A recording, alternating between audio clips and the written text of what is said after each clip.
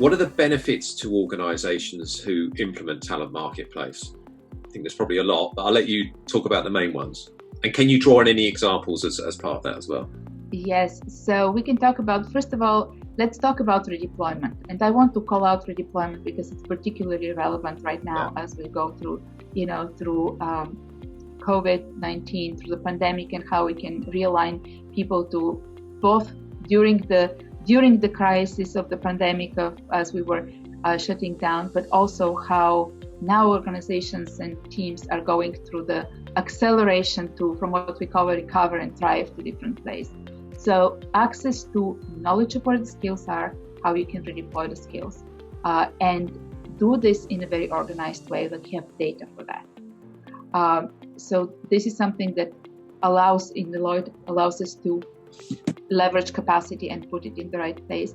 We also see companies that look at how you can partner within the organization, but also across organizations. Do you have actually the opportunity to think about talent across different companies? We saw a lot of this happening at the beginning of the pandemic with realigning employees from different areas. The other place that we talk a lot about is actually, I'm going to call it the dimension of belonging, of actually retaining talent. And even though we're going through another, very different market conditions, retention of talent is going to be a very big priority, especially key talent. So, and what we find also, people start to look for different roles, especially people who have been in their roles for 3 to 5 years, because they're ready for the next challenge. And we anticipate the COVID-19 giving a lot of kind of opportunity for people to think about what they want to do, how to do things next. The virtual work is starting to affect how people plan their next steps in their careers. So how can you retain that talent and give people the opportunities to find ways to do the work? So that the different skill allocation, the retention of talent, the opportunity to really break organizational silos.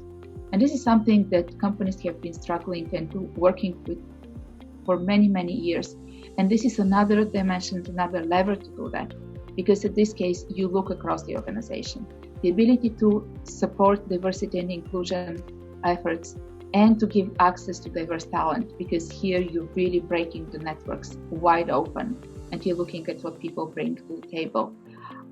So those are some of the kind of like the very quick ones about, collaboration, networking, break of silos, better utilization of talent, increase in productivity. You've probably heard a lot of stories about how clients talk about the improvement of the capacity in the organization and the unleashed productivity. One of the consumer goods companies that talks about it, they unlocked about almost like 20,000 project hours when they started looking into talent marketplace.